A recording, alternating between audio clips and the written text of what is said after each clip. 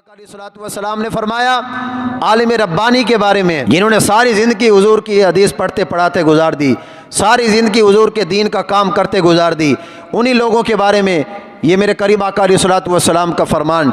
फरमाया जो शख्स किसी एक आलिम रब्बानी के पास 2 घड़ियाँ बैठेगा, 2 लम्हे बैठ जाए।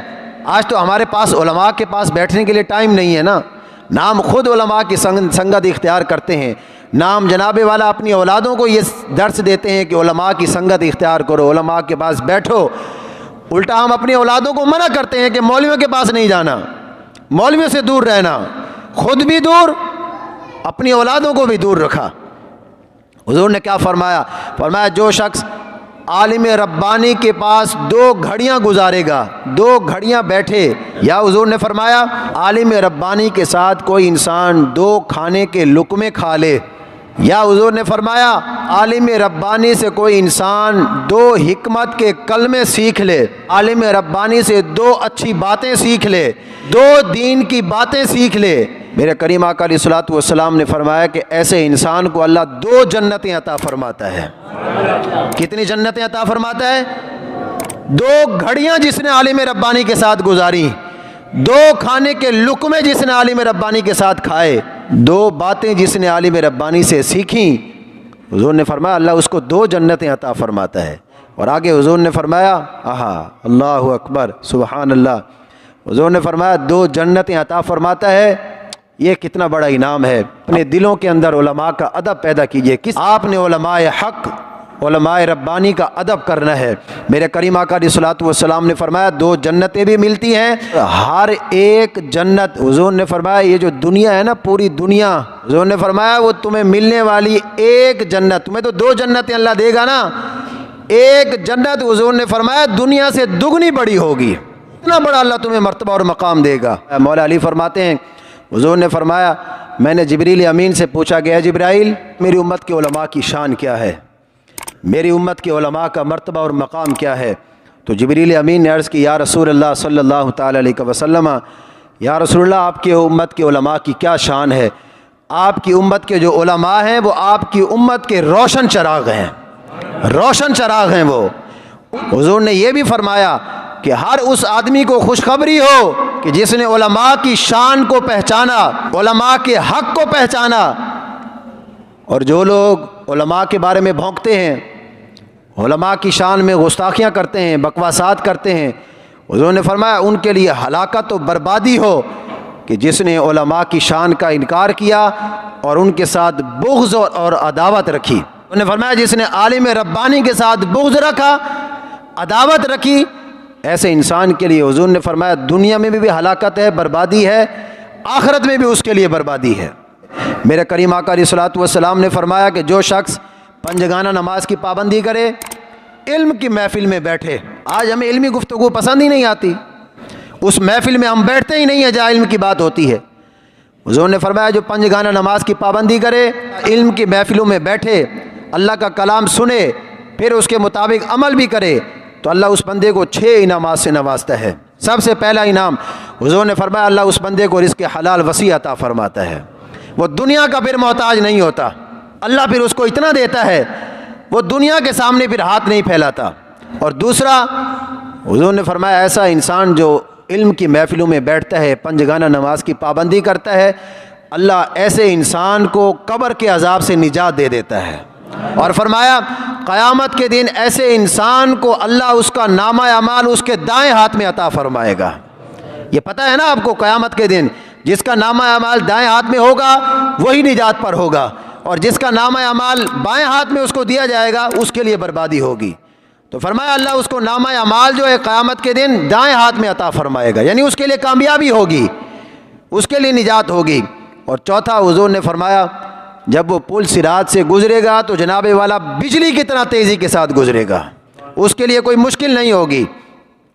और पांचवा हुजूर ने फरमाया उसका हशर किसके साथ होगा? इल्म की महफ़िलों में बैठा करो, अपनी औलादों को भी इल्म के बारे में बताया करो। हुजूर ने फरमाया जो इल्म की महफ़िलों में बैठते हैं, पंजगाना नमाज की पाबंदी करते हैं, अल्लाह के कलाम को सुनते उसके मुताबिक अमल करते हैं, اللہ ان کو اتنا بڑا مقام دے گا کہ ان کا حشر پھر اللہ کے پیغمبروں کے ساتھ ہوگا کل قیامت کے دن۔ یہ کتنا بڑا مقام ہے ایسے لوگوں کے لیے۔ فرمایا ان کا حشر بھی اللہ کے پیغمبروں کے ساتھ ہوگا، نبیوں کے ساتھ ہوگا۔ اور حضور نے فرمایا چھٹا انعام جو اس کو عطا فرمائے گا، جنت تو دینی اللہ نے دینی ہے نا، اتنی ساری خوشخبری ہیں، یہ جنت کی علامت تو ہے۔ فرمایا جنت تو اسے ملے گی، لیکن جنت میں اللہ جو اس کو گھر عطا فرمائے گا وہ سرخ یاقوت موتیوں سے بنا ہوا گھر ہوگا، جس کے 40 دروازے ہوں گے۔ ایک کتنا بڑا مقام۔ حضور نے فرمایا اس گھر کے 40 دروازے ہوں گے، وہ جس دروازے سے چاہے جنت میں داخل ہو جائے گا۔ علماء کی سنگت اختیار کیا کرو، علم کی محفلوں میں بیٹھا کرو۔ حضرت عبداللہ بن عباس فرماتے ہیں حضور صلی اللہ علیہ وسلم نے فرمایا کہ باعمل علماء، عالم ربانی، فرمایا وہ درجات کے اندر، فرمایا ایک عام مومن سے عالم ربانی کو اللہ رب العزت جو ہے وہ 700 گنا بلند درجے عطا فرمائے گا، 700 گنا بلند درجے عطا فرمائے گا۔ اور حضور نے فرمایا ایک درجے اور دوسرے درجے کے درمیان جو مسافت ہوگی، جو سفر ہوگا نا، وہ 500 سال کے برابر مسافت ہوگی، اور اس کے 700 گنا درجے ہوں گے۔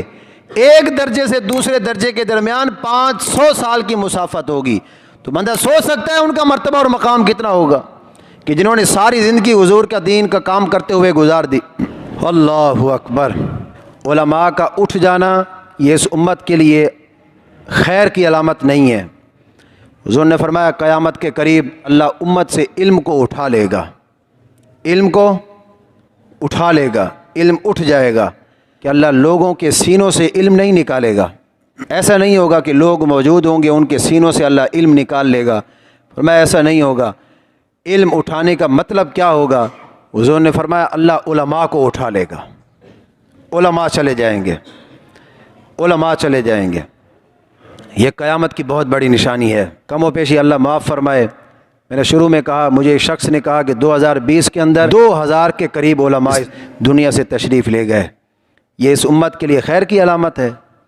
حضور نے فرمایا قیامت کے قریب اللہ علم کو اٹھا لے گا، مطلب کیا ہے؟ علماء چلے جائیں گے، علماء کو اللہ اٹھا لے گا۔ حضور نے فرمایا جو مومن کسی عالم کی موت کی وجہ سے غم زدہ ہوتا ہے، اس کو دکھ ہوتا ہے یار فلانا عالم چلا گیا، وہ اللہ کا بڑا نیک بندہ تھا، وہ چلا گیا، کسی عالم کی موت کی وجہ سے دکھ ہوتا ہے کسی کو، تو حضور نے فرمایا اللہ اس انسان کو 1000 علماء اور 1000 شہداء کے مرتبے کے برابر ثواب عطا فرماتا ہے۔ جو بندہ کسی عالم کے چلے جانے کی وجہ سے غم زدہ ہوتا ہے، دکھ ہوتا ہے اس کو، اور فرمایا اور کیوں نہ ہو، حضور فرما گئے نا موت العالم موت العالم، فرمایا ایک عالم کی موت پورے جہان کی موت ہوتی ہے۔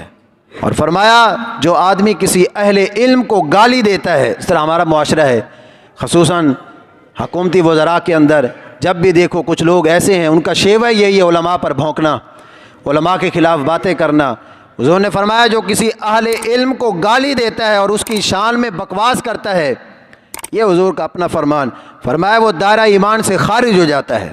امام محمد علیہ الرحمہ اور فقہاء کے نزدیک ایسے گستاخ کی عورت کو طلاق بائنہ واقع ہو جاتی ہے، اور صدر الشہید نے فتاوی بدیع الدین کے اندر یہی لکھا، اور حضور نے صلی اللہ علیہ وسلم نے فرمایا ان قریب میری امت پر ایک ایسا وقت آئے گا، یہ وہی وقت ہے جس کے بارے میں حضور پہلے ہی ہمیں بتا گئے، فرمایا ان قریب میری امت پر ایسا زمانہ آئے گا، یاد رکھنا اس زمانے کو، کہیں تم لوگ ایسے لوگوں میں شامل نہ ہو جانا۔